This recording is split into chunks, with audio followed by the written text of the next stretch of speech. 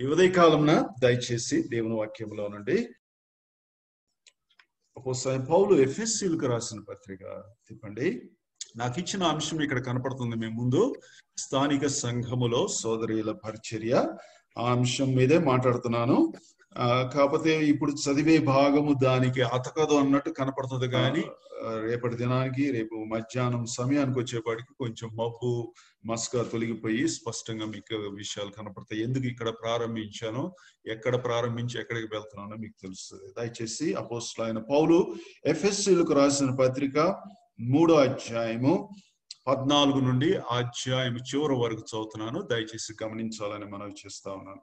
ఎఫెసీయులకు రాసిన పత్రిక 3వ అధ్యాయము 14 నుండి. ఈ హేతువు చేత పరలోకము నందును భూమి మీదను ఉన్న ప్రతి కుటుంబము ఏ తండ్రిని బట్టి కుటుంబమని పిలువబడుచున్నదో ఆ తండ్రి ఎదుట నేను మోకాళ్ళుని మీరు అంతరంగ పురుషుని యందు శక్తి కలిగి ఆయన ఆత్మ వలన బలపరచబడినట్లుగాను క్రీస్తు మీ హృదయములలో విశ్వాసము ద్వారా నివసించున్నట్లుగాను తన మహిమైశ్వర్యము చొప్పున మీకు దయచేయవలననియు మీరు దేవుని సంపూర్ణత యందు పూర్ణులగునట్లుగా ప్రేమ యందు వేరుపారి స్థిరపడి సమస్త పరిశుద్ధులతో కూడా దాని వెడల్పు, పొడవు, లోతు, ఎత్తు ఎంతో గ్రహించుటకును జ్ఞానమునకు మించిన క్రీస్తు ప్రేమను తెలుసుకొనుటకును తగిన శక్తి గలవారు కావాలనని ప్రార్థించుచున్నాను.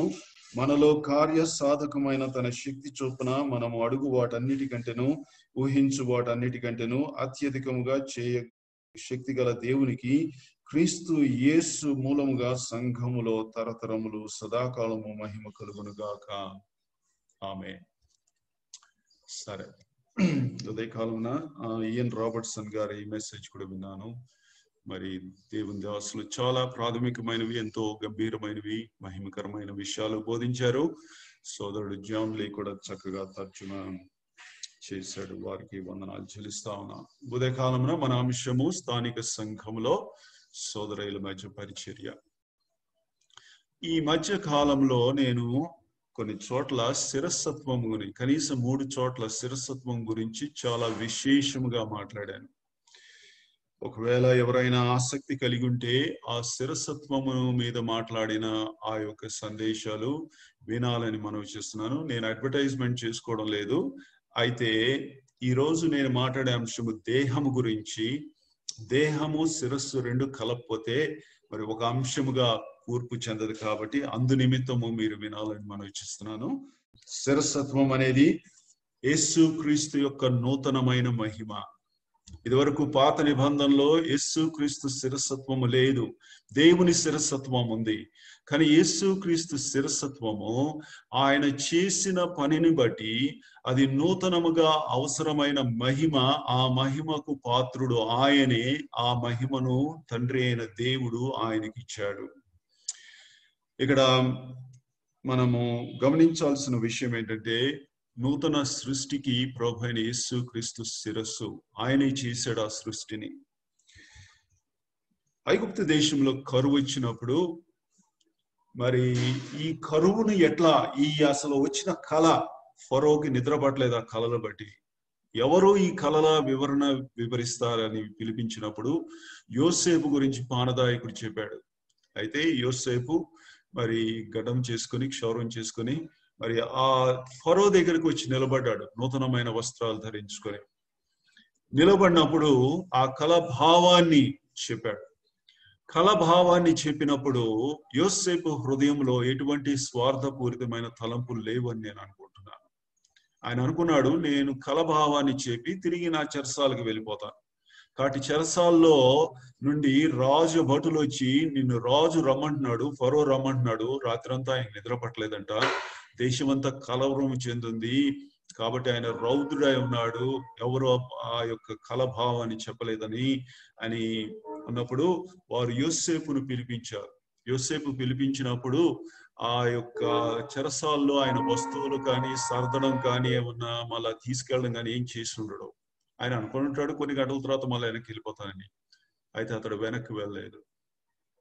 ఫరో రాజుకి ఆయన ఆ యొక్క కలభావాన్ని చెప్పినప్పుడు యోసేపు ఏమన్నాడంటే, నీ ఒక మనుష్యుని నియమించుకోవాలి, ఆ మనుష్యుడు భూమి నలుదిశల నుండి ఈ ధాన్యాన్ని సమకూర్చాలి. ఆ ధాన్యము కొన్ని లక్షల టన్నుల ధాన్యం ఉంటుంది కాబట్టి దాన్ని చక్కగా అది నిర్వహించాలి. ఇంగ్లీష్ లో మెయింటైన్, అడ్మినిస్ట్రేషన్, నిర్వహించుట, పాలించుట అంటారు. దాన్ని నువ్వు జాగ్రత్తగా పొందుపరుచుకోవాలి, చక్కగా గోడౌన్స్ కట్టుకోవాలి.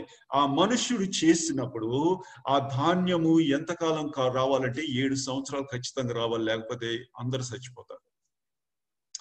అప్పుడు ఫరో అన్నాడు, అటువంటి ఆత్మ కలిగిన వ్యక్తి ఎవరు లేరు, నీవే అన్నాడు.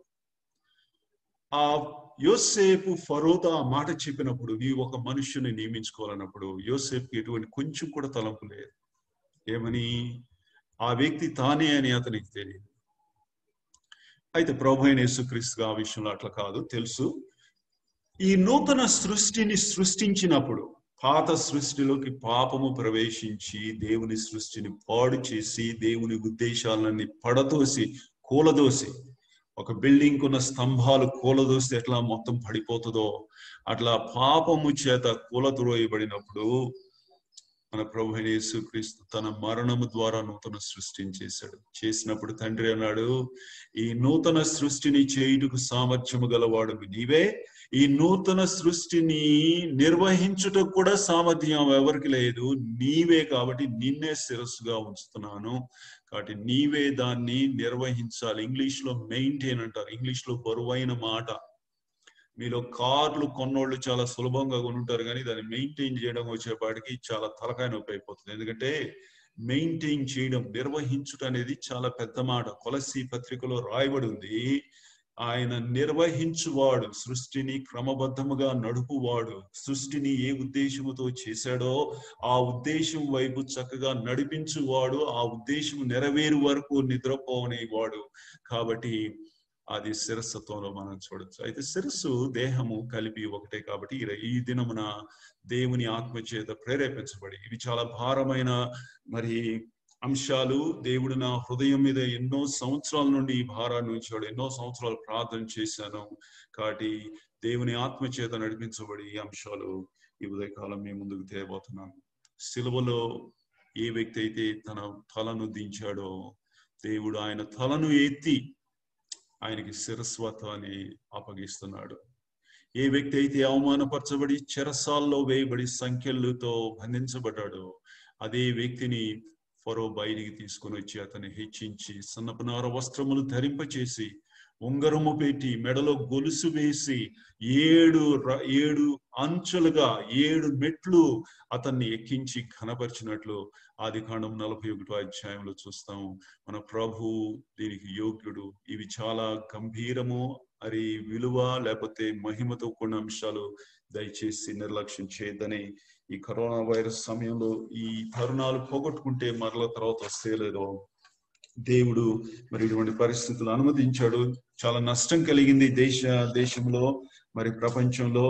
అది చాలా దానివల్ల చెడు ఫలితాలు, మరి అనేక మందికి నష్టం కలిగింది. కానీ సోదరుడు జనార్దన్ చెప్పినట్టు దేవుని వాక్యాన్ని బంధించలేదు. దేవుడు ఈ వాక్యము ఇంకా ఎక్కువగా నాటబడాలని కోరుకుంటున్నాడేమో, అందుకే ఈ సమయంలో ఈ అంశాలు తీసుకొస్తున్నాడని నేను అనుకుంటా ఉన్నాను. శిరస్సత్వము ఒక్క విషయం మీద ఆధారపడి ఉంటుంది, లోబడుట. ఈ లోబడుట అనే మాట తీసేస్తే శిరస్సత్వం మొత్తం తొలగిపోతుంది.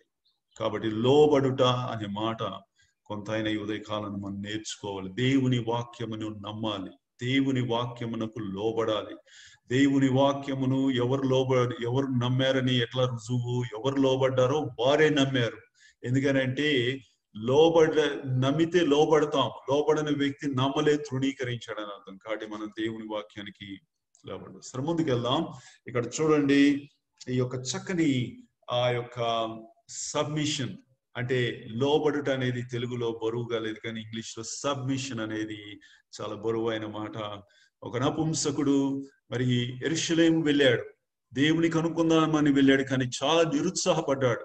మత వ్యవస్థలో యేసు ప్రభువును కనుక్కోలేకపోయాడు. కానీ తన మార్గమున నిరుత్సాహంతో తిరిగి తన ఇంటికి వెళుచున్నప్పుడు మార్గమధ్యంలో యెషయా గ్రంథం 53వ అధ్యాయంలో ఆ ప్రాంతంలో పరిశుద్ధాత్మ ఆయన్ని తీసుకొచ్చి అదే సమయంలో ఫిలిప్పును తీసుకొచ్చి ఆ భాగాన్ని నువ్వు వివరించని చెప్పి, ఇదిగో ప్రభు దీనత్వము, ఆయన తండ్రికి అరే దేవునికి ఏ విధంగా లోబడ్డాడో, తను తాను తగ్గించుకొని భూలోకానికి ఏ విధంగా దిగి వచ్చాడో ఆ భాగాన్ని చదువుతున్నాడు. కాబట్టి ఇవి చాలా గంభీరమైన విషయాలు. సో ఇక్కడ చూడండి, క్రీస్తు దేవునికి లోబడ్డాడు, క్రీస్తుకు శిరస్సు దేవుడు. ఇందులో చక్కని సంబంధం ఉంది మనకి. ఈ గీతలో ఈ సంబంధము, చక్కని సంబంధం ఉంది. ఈ సంబంధం అంటే ఇది క్రమము, ఇది దైవ క్రమము, త్రిత్వంలో ఉన్న దైవ క్రమము. క్రీస్తు దేవునికి లోబడుట అది దైవ క్రమములో భాగము. ఆ క్రమములో సంబంధం ఉన్నది. ఆ సంబంధము లేకపోతే వారిద్దరు కలిసి పనిచేయలేరు. వారిద్దరు కలిసి పని చేయకపోతే వారు అనుకున్న పనిని సాధించలేరు. మనలో చాలా మంది గురి లేకుండా జీవిస్తాం. చాలా మంది కొన్ని పనులు ఎందుకు చేస్తున్నామో వివరించలేం, ఎందుకంటే ఊరకనే చేస్తున్నామని చెప్తాం. దేవుడు అటువంటి వాడు కాదు. దేవుడు ఊరకనే ఏది చేయడు, ఒక ఉద్దేశము కలిగి చేస్తాడు. అన్నిటికంటే గంభీరమైన ఏకైక పని ఆయన ప్రియకుమారుడైన యేసు క్రీస్తుకు గొప్ప ప్రణాళిక జగత్ పునాది వేయబడక ముందే ఆయన వేశాడు. ఆ పనిలో నేడు ఆయన నిమగ్నమై ఉంటున్నట్లు మనం చూస్తా ఉన్నాం. కాబట్టి ఇందులో నుండి మనము క్రమము నేర్చుకోవాలి, చక్కని సంబంధం నేర్చుకోవాలి. ఆ సంబంధము ద్వారా క్రియ లేకపోతే పని లేకపోతే దేవుని ఉద్దేశము, సంకల్పము, అది నెరవేర్పు, అంతిమ ఉద్దేశము, అది దాన్ని మనం జాగ్రత్తగా నేర్చుకోవాలి. ఈ ఉదయ కాలంలో ఈ విషయాలు మీ ముందుకు తేబోతా ఉన్నాను. శిరస్సత్వము యేసు క్రీస్తుకు చెందిన నూతనమైన మహిమ అని నేను చెప్పాను. సరే, ఆది కాండము నుండి ప్రకటన గ్రంథం వైపు వెళ్లే కొద్ది దేవుడు పని చేయు విధానము మెరుగుపడుచున్నట్లు మనం చూడగలం. మీలో ఇంగ్లీష్ వచ్చిన వారు ఇంగ్లీష్ బైబిల్ కూడా చూడాలి. ఇంగ్లీష్ బైబిల్లో కొన్ని నేర్చుకొని ఇంగ్లీష్ రాని వారికి దేవుని వాక్యం ద్వారా వివరించాలి. ఇంగ్లీష్ వచ్చినంత మాత్రాన గర్వపడకూడదు, రానంత మాత్రం తక్కువేం కాదు. వచ్చిన వారు వారి యొక్క తలాంతులు, లోకంలో ఉన్న వారికి ఉన్న నైపుణ్యము, చాకచక్యాన్ని దేవుని మహిమ కొరకు వాడాలి. సరే, ఒక గ్రీకు దేశస్థుడి దగ్గరికి వెళ్ళి, అయ్యా మీ దేవుడు ఎక్కడున్నాడు అని అడిగితే ఆయన పైన ఆకాశంలో ఉన్నాడని చెప్తాడు. యూదుని దగ్గరికి వెళ్ళి అతను అడిగితే, అయ్యా మీ దేవుడు ఎక్కడున్నాడు, పాత నిబంధనలు అడిగితే ఆయన కొండ మీద, సీనాయి పర్వతం మీద ఉంటాడు. ఒక ప్రవక్త మాత్రమే ఆయనతో సంభాషించగలడు. ఆయన కూడా, దేవుడు కూడా ప్రవక్తతోనే మాట్లాడతాడు, ఇంకెవరితో మాట్లాడు అని చెప్పాడు. ఆది కాండంలో పరలోకంలో ఉన్న దేవుడు, నిర్గమాకాండంలో సీనాయి పర్వతం మీదకి దిగి వచ్చాడు, అంటే కొంచెం దగ్గరికి వచ్చాడు. అయితే లేవియ కాండం వచ్చేవాడికి భూమి మీదకి దిగి వచ్చాడు. అయితే భూమి మీదకి ఎందుకు దిగి వచ్చాడంటే యేసు క్రీస్తుని బట్టి దిగి వచ్చాడు.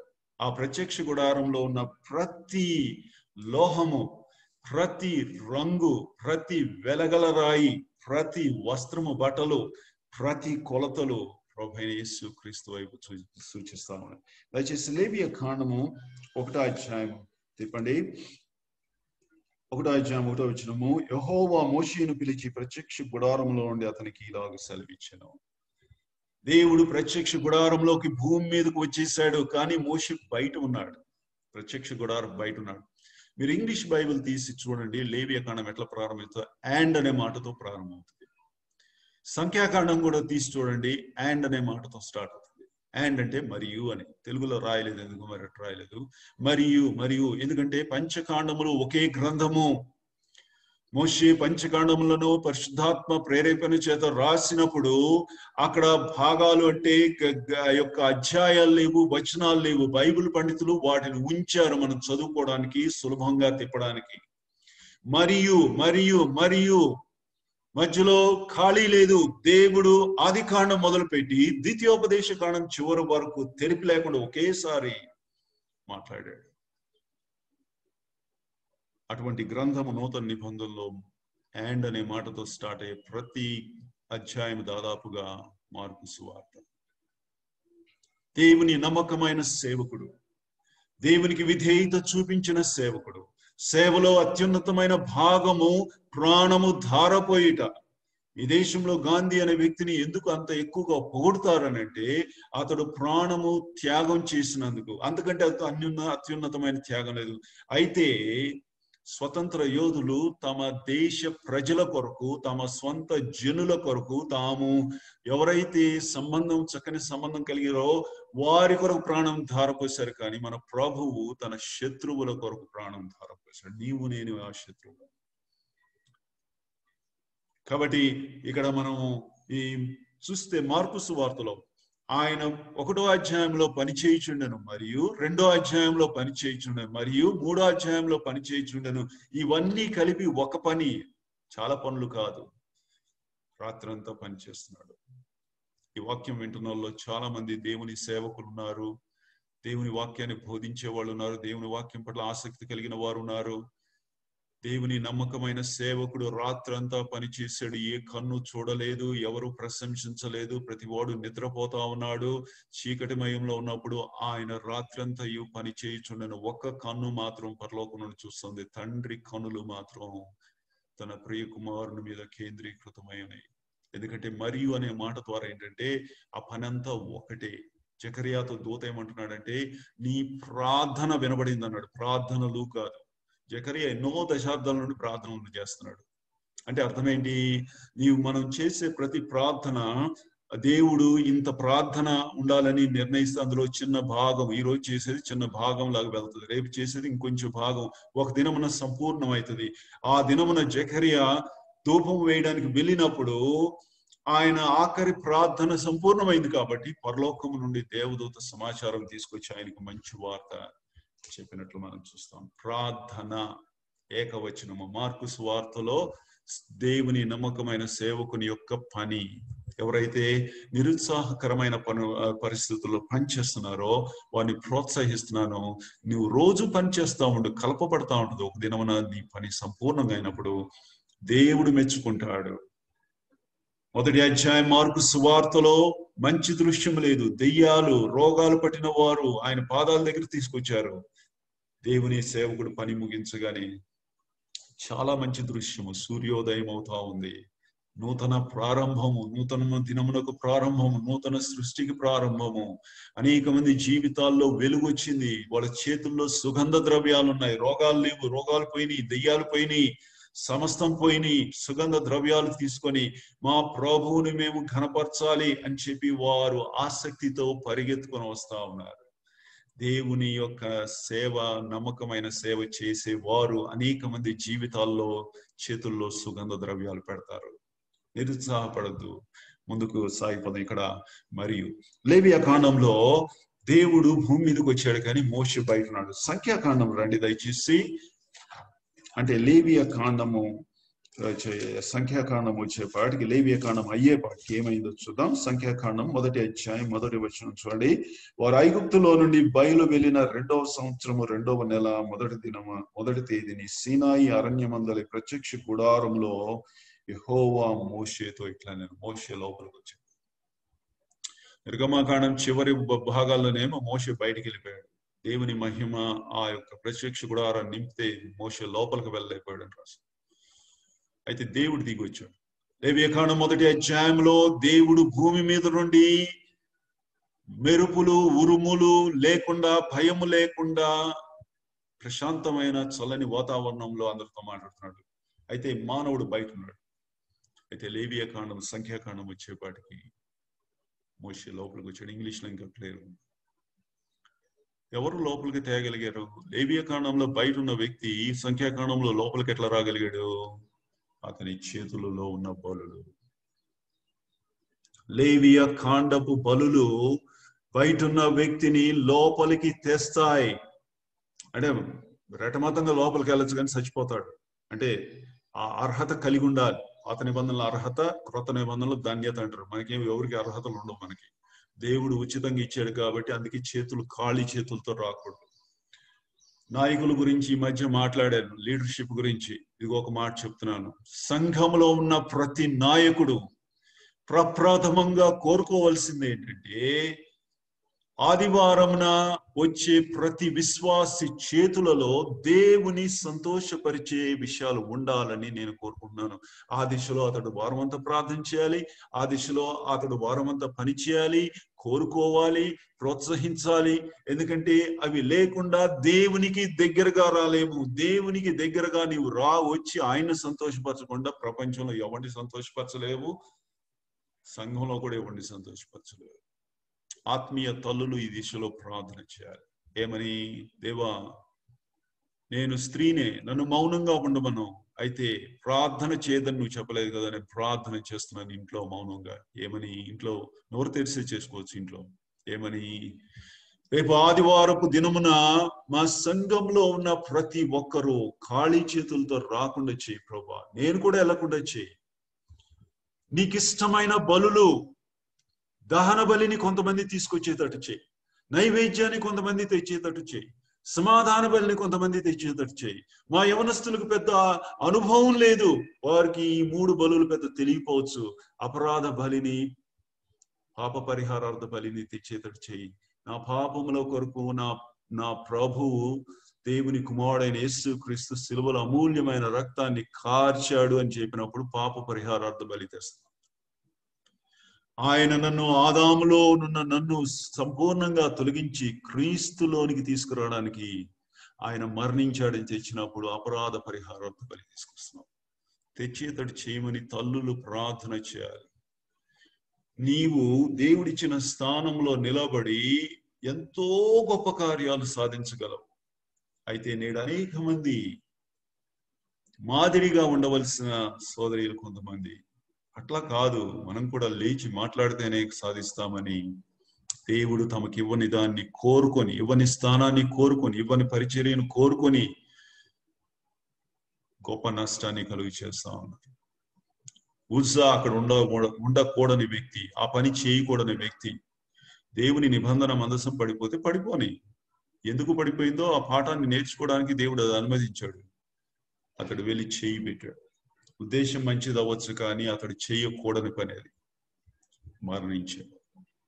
కాబట్టి మనకి చెందని పనిని, దేవుడు మనకు అప్పగించని దానిని దయచేసి, ఉద్దేశం మంచిది అవ్వచ్చు కానీ చేసిన దేవుడు అనుమతించిన దాన్ని మనం చేస్తే, సౌలు ఉద్దేశం మంచిదే, దేవునికి అర్పిస్తా అన్నాడు, కానీ అది దేవుని మాటకు వ్యతిరేకంగా చేశాడు కాబట్టి దేవుడు అనుమతించలేదు. మాట వినుట శ్రేష్టం అన్నాడు. బలులు అర్పించుడు కంటే మాట వినుట శ్రేష్టం. కాబట్టి మనము ఈ విషయాలు మనం ముందుకు సాగిపోదాం. కాబట్టి ఇక్కడ ఆది కాండము నుండి ప్రకటన, దేవుడు పని చేస్తా ఉన్నాడు. పాత నిబంధనలో దేవుడు పని చేస్తా ఉన్నాడు, తండ్రి కాదు, దేవునిగా పనిచేస్తున్నాడు. తండ్రిగా ఎవరు పిలవలేకపోయారు, ఎందుకంటే యేసుక్రీస్తు ద్వారానే సాధ్యం. అయితే సువార్తల్లోకి వచ్చేపాటికి దేవుడు కుమారుడు, తండ్రి కుమారుడు ఇద్దరు పనిచేస్తున్నారు. పాత నిబంధనలో దేవుడు ఒక్కడే పనిచేస్తా ఉన్నాడు. మరి సువార్తలలో తండ్రి అంటే దేవుడు తండ్రి అయిపోయాడు. ఇప్పుడు తండ్రి కుమారుడు కలిసి పనిచేస్తున్నారు పరిశుద్ధాత్మ శక్తి ద్వారా. యేసుక్రీస్తు జననంలో 3 నిమగ్నమైనారు, యేసుక్రీస్తు జీవితంలో 3 నిమగ్నమైనారు, ఆయన మరణంలో 3 నిమగ్నమైనారు, ఆయన సమాధిలో 3 నిమగ్నమైనారు, ఆయన తిరిగి పునరుత్థానుడై లేచుటలో 3 నిమగ్నమైనారు. ఇప్పుడు కూడా 3 నిమగ్నమై పనిచేస్తున్నారు. ఎఫెసీ పత్రిక 1వ అధ్యాయాన్ని జాగ్రత్తగా చదువుకోండి. 3 పని ఉంది, ముందు తండ్రి పని, తర్వాత కుమారు పని, తర్వాత పరిశుద్ధాత్మ. అయితే ఇప్పుడు ప్రత్యేకంగా కుమారుడు పరిశుద్ధాత్మ కలిసి పనిచేస్తున్నారు. ఎవరు పనిచేస్తున్నారు? తండ్రి ప్రణాళికను నెరవేరుస్తారు. మళ్ళా 3 వచ్చారు, కానీ ఎవరు ఇద్దరు కలిసి పనిచేస్తున్నారు అది జాగ్రత్త చూడాలి. సువార్తలలో తండ్రి కుమారుడు పరిశుద్ధాత్మ శక్తి ద్వారా పనిచేస్తున్నారు. అయితే ఇప్పుడు కుమారుడు పరిశుద్ధాత్మ తండ్రి సంకల్పము, అనాది కాలంలో తండ్రి అయిన దేవుడు వేసిన సంకల్పం, అందులో నీకు నాకు స్థానం ఉంది, పాత్ర ఉన్నది. దేవుడు మనల్ని చాలా హెచ్చించాడు. పాత నిబంధనలో స్త్రీకి ప్రత్యక్ష గుడారంలో ప్రవేశించడానికి అర్హత లేదు, కానీ కొత్త నిబంధనలో మందిరంలోకి తీసుకొచ్చాడు, సమానమైన స్థానం ఇచ్చాడు. దేవుడు స్త్రీని గౌరవించాడు, హెచ్చించాడు. రాబోయే దినాల్లో మనం చూస్తాం, రాబోయే సందేశాల్లో వీటిని నేర్చుకుంటాం. కాబట్టి దేవుడు మనం ఆది కాండము నుండి నిర్గమాకాండం వచ్చేపాటికి మెరుగైంది పరిస్థితి. లేవియాకాండం వచ్చేటప్పటికి ఇంకా మెరుగైంది, సంఖ్యాకాండం వచ్చేప్పటికి ఇంకా మెరుగైంది, పాత నిబంధన దాటి కొత్త నిబంధన వచ్చేప్పటికి ఇంకా మెరుగైంది. సువార్తలో కంటే ఇప్పుడు ఇంకా ఎక్కువ పని చేస్తా ఉన్నాడు దేవుడు. కాబట్టి ఆయన పనిలో ముందుకు సాగిపోదాం. ఆయన పనిలో ముందుకు సాగిపోదాం. లూకా సువార్త 2వ అధ్యాయంలో యెరూషలేము అందరు కలిసి వెళ్ళారు. చక్కని దృశ్యమే. మరియా, సంరక్షకుడిగా ఇవ్వబడిన యోసేపు, వారందరూ కలిసి మరియా ఒక సంఖలో బాలుడైన యేసు ప్రభువును పట్టుకుంది, ఇంకొక చేతిలో పౌరపు పిల్లలు అయినా ఉండొచ్చు, లేకపోతే ఒక జత గువ్వలైనా ఉండొచ్చు. పట్టుకొని 2 చేతులతో పట్టుకొని ఆమె ముందు వెళ్తుంది. ఎందుకంటే అప్పుడు ఇంకా యోసేపు తండ్రి కాడు, యేసుక్రీస్తుకు ఆయన భౌతికమైన తండ్రి కాడు, కాబట్టి ఈమె వెళ్ళి యాజకుని దగ్గరికి వెళ్ళాలి. అంత సుందరమైన దృశ్యము సువార్తల్లో అంత అరుదైన దృశ్యము లేదనుకుంటున్నాను. ఎందుకో తెలుసా? లేవియాకాండంలో చేతుల్లో తెచ్చిన ప్రతి వ్యక్తి పటాలైతే ఇచ్చారు. ఆ గోవలు కానీ పౌరవ పిల్లలు అవి యేసుక్రీస్తుకు పట రూపంలో ఉన్నాయి. అవి సూచిస్తా ఉన్నాయి, ఆయన వైపు చూపిస్తా ఉన్నాయి. రాబోయే దినాల్లో దేవుని కుమారుడు తను తాను తగ్గించుకొని దిగి వస్తాడు, ఆయనకి సూచనగా ఉన్నాయి. క్రొత్త నిబంధనలో ఆయన వచ్చేసాడు కాబట్టి బలులు ఆగిపోయినాయి. ఇప్పుడు మనం గొర్రెలు తేము, ఎడ్లు తేము, ఏం తేము, అవన్నీ పట రూపం పోయింది. పటం పోయి నిజమైన వ్యక్తి వచ్చాడు, నీడ పోయి అసలు వ్యక్తి వచ్చాడు. కాబట్టి ఇప్పుడు మనం తేమ. అయితే ఈ మరియ మార్పు చెందే అందులోండి ఇందులోకి వచ్చే ఆ మధ్య ఇంటర్మీడియట్ అంటారు, అక్కడ ఉంది. ఒకవైపు ఏమో పటము గువ్వల జత, ఇంకొక వైపు ఆ పటము సూచించే నిజమైన స్వరూపమైన దైవ కుమారుడు ఆమె చేతిలో ఉన్నాడు. అంత సుందరమైన దృశ్యము ఎవరి చేతిలో ఎక్కడ కనపడదు, వెతకండి మీరు. అయితే పటమన్న కనపడుతుంది, మన చేతిలో ఇప్పుడు నిజమైన మరి దేవుని కుమారుడిని మనం ఆత్మ సంబంధమైన బలులు మనం అర్పిస్తాం. మన చేతిలో పటాలే కానీ మరియ చేతిలో ఎంతో సుందరమైన దృశ్యం. చక్కగా వెళ్ళారు. ప్రతి సంవత్సరం వెళ్తా ఉన్నారు. 8వ సంవత్సరం 12వ ఏట వెళ్ళారు, బాగానే ఉంది. సాధారణంగా యేసు ప్రభు వాళ్ళ బంధువులతో పాటు ఉంటాడు, ఎందుకంటే పెద్ద కుటుంబాలు కాబట్టి ఉన్నాడు అనుకున్నారు, వెళ్ళిపోయారు. తిరుగు ప్రయాణంలో సమస్య వచ్చింది. ఆయన్ని విడిచిపెట్టి 24 గంటలు ప్రయాణం చేశారు. వారిలో లేడు. యేసు ప్రభు లేకుండా ముందుకు వెళ్ళిపోతున్నారు. ఎంత ప్రమాదకరమైన విషయం అది. ఆయన వారితో ఉంటే సురక్షితంగా ఉంటారు, ఆయన వారితో లేకపోతే సురక్షితంగా ఉండలేరు. ఎందుకంటే ఆయన వారితో ఉన్నాడంటే దేవుడు వారితో ఉన్నట్టే కదా, ఆయన దేవుడు కదా. దేవుడు లేకుండా 24 గంటలు ముందుకు వెళ్ళారు. ఆ సమయంలో ఏం జరిగినా కూడా ఆశ్చర్యపడక్కర్లేదు. యేసుక్రీస్తు లేకుండా సంఘాలు ముందుకు వెళ్ళకూడదు. అయితే దేవుడు వారిని భద్రపరిచాడు. ఇప్పుడు వెనక్కి తిరిగి వస్తున్నారు. బంధువులను విడిచిపెట్టారు. మీరు వెళ్ళిపోండి, మీ దారిని మీరు వెళ్ళిపోండి, మీకు సంబంధం లేదు. మీతో మేము ముందుకు సాగితే యేసుక్రీస్తుని పోగొట్టుకుంటాం, మిమ్మల్ని విడిచిపెడితే యేసుక్రీస్తుని సంపాదించుకుంటాం. ఈ రెండులో ఒకటే కోరుకోవాలి, 2 లేవు అంటున్నాడు దేవుడు. కాబట్టి ఈ దినాల్లో మనము ఎవరైతే యేసుక్రీస్తును ప్రేమిస్తారో, ఏ సంఘంలో అయితే క్రీస్తుకు స్థానం ఉన్నదో వారు మాత్రమే వారితో కలిసి ఉండాలి, సహవాసం చేయాలి, యేసుక్రీస్తుని సంపాదించుకోవాలి. అయితే క్రైస్తవం అనే మన బంధువులు చాలా మంది ఉండొచ్చు. అంటే బంధువులు అంటే రక్త సంబంధాల గురించి మాట్లాడడం లేదు. ఒకప్పుడు మనతో ఉండి యేసుక్రీస్తు విషయాలు ఇప్పుడు నిర్లక్ష్యం చేసిన వారు బంధువులు అవుతారు. వారిని విడిచిపెడదాం, వారి దారిని వెళ్ళిపోండి. కాబట్టి దేవుడు పని చేస్తా ఉన్నాడు, ముందుకు సాగిపోదాం, ఆయనతో కలిసి పని చేద్దాం. ఇదిగో విషయాలు మెరుగుపడతా ఉన్నాయి. రాబోయే దినాలు ఇంకా మనం ముందుకు వెళ్తున్నాం. ఆయన ప్రణాళిక రోజు రోజుకు నెరవేరుతా ఉంది.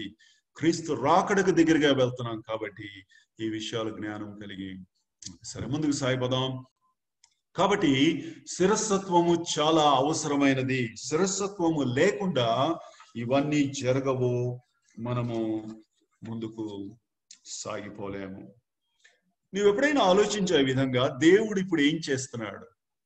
ఓకే, దేవుడు ఇప్పుడు ఏం చేస్తున్నాడు? రక్షించబడిన వారి గురించి చింతిస్తున్నాడు. అన్ని చోట్ల అందరూ మరి రక్షించబడాలని మంచిది.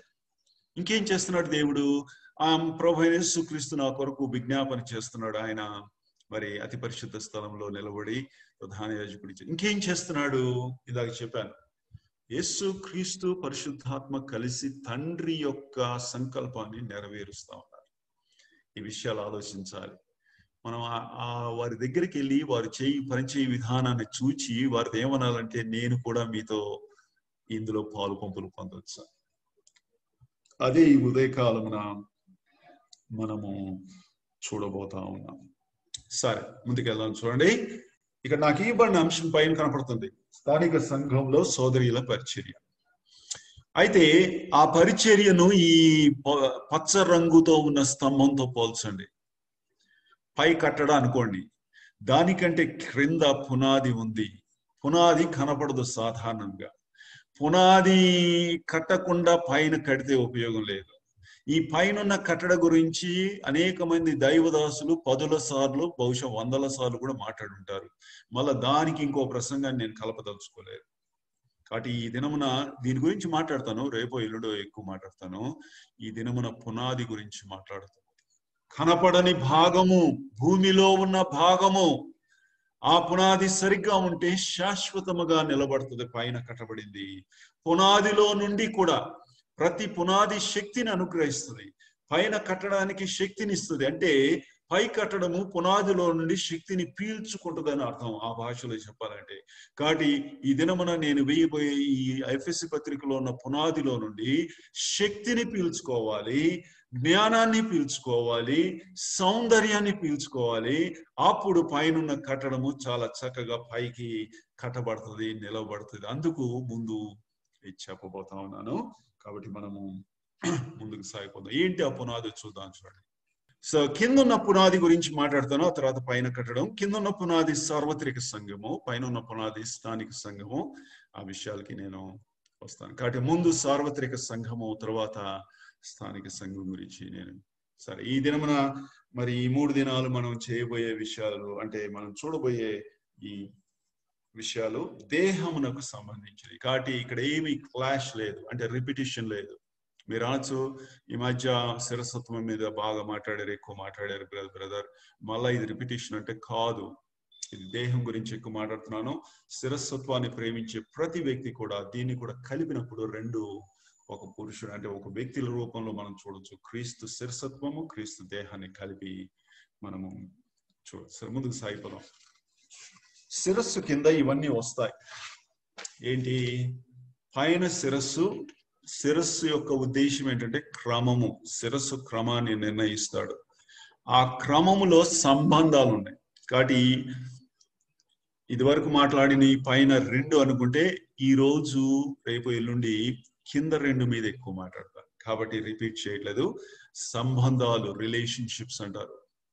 ఎన్ని వివాహాలు, సంబంధములు సరిగ్గా లేక పాడైపోలేదు.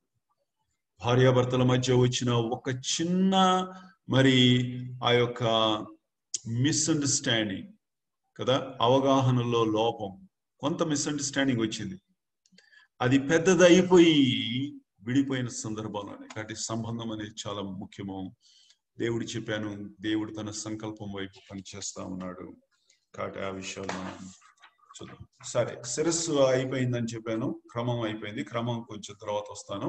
ఈ దినం మనకు సంబంధాల గురించి చూద్దాం, రిలేషన్షిప్స్.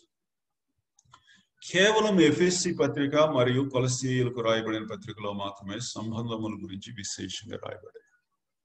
ఎందుకంటే సంబంధాలు దేహానికి చెందినవి. సంబంధాలు శిరస్సత్వం కింద వచ్చాయి.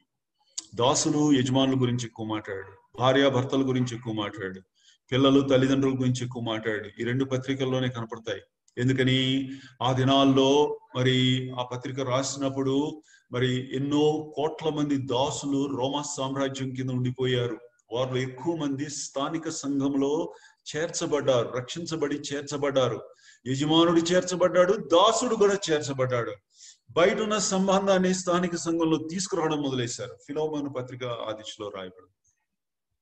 ఫిలోమోనుతో అంటున్నాడు పౌలు, నీవు ఒనేసిమును పాత గడ్డ మీద, పాత భూమి మీద నిలబడిన సంబంధం ప్రకారం చేర్చుకోవద్దు. అతడు నూతనమైన సృష్టి, నూతనమైన గడ్డ మీద.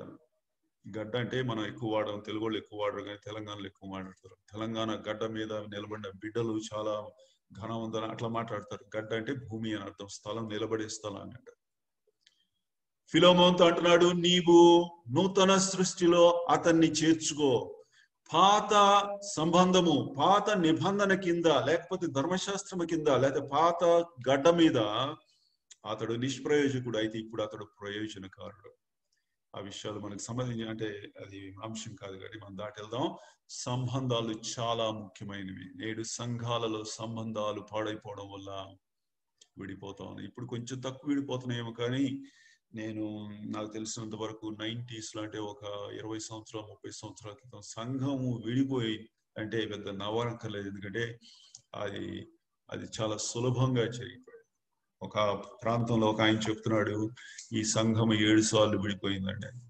అది మంచి మాటలు కాదు. ముందుకు సాగిపోదాం. ఏదైనా తోటలో దేవునికి, ఆదాముకు, హవ్వకు చక్కని సంబంధము, ఆ సంబంధము తెగిపోయింది. పాపము ప్రవేశించుట ద్వారా ఆ సంబంధము తెగిపోయింది. ఆ సంబంధము తెగిపోవట ద్వారా పూడ్చలేని అగాధం ఏర్పడిపోయింది. దేవుడు పైకి వెళ్ళిపోయాడు, భూమి మీద మానవుడు ఉండిపోయాడు. దాని నష్టము ఈ దినం వరకు మనం అనుభవిస్తా ఉన్నాం. ఆ సంబంధాన్ని తిరిగి నెలకొల్పడానికి యేసు క్రీస్తు తన ప్రాణమును ధారపోయవలసి వచ్చింది. సంబంధాలు చాలా అమూల్యమైనవి, పవిత్రమైనవి. వాటిని పోగొట్టుకోవద్దు. వాదించినప్పుడు సంబంధాలు తెగిపోతాయి. వాదించకూడదు. వాదన పెరిగిపోవచ్చినప్పుడు లోపల ప్రార్థన చేసుకోవాలి. దేవా, నేను అనవసరమైన వాదన చేస్తున్నాను, దయచేసి నాకు సహాయం చేయి, తగ్గించు, నన్ను తగ్గించు, ఎదుటి వ్యక్తిని తగ్గించి చల్లపరుచని లోపల వాదన జరుగుతున్న సమయంలో ప్రార్థన చేసుకోవాలి. తిరిగి సంబంధము పోగొట్టుకోవద్దు. ఏదైనా తోటలో పోయిన సంబంధాన్ని తిరిగి నెలకొల్పడానికి దేవుని కుమారుడు దిగి రావాల్సి వచ్చింది. సంబంధము బంధాన్ని ఏర్పరుస్తుంది కదా.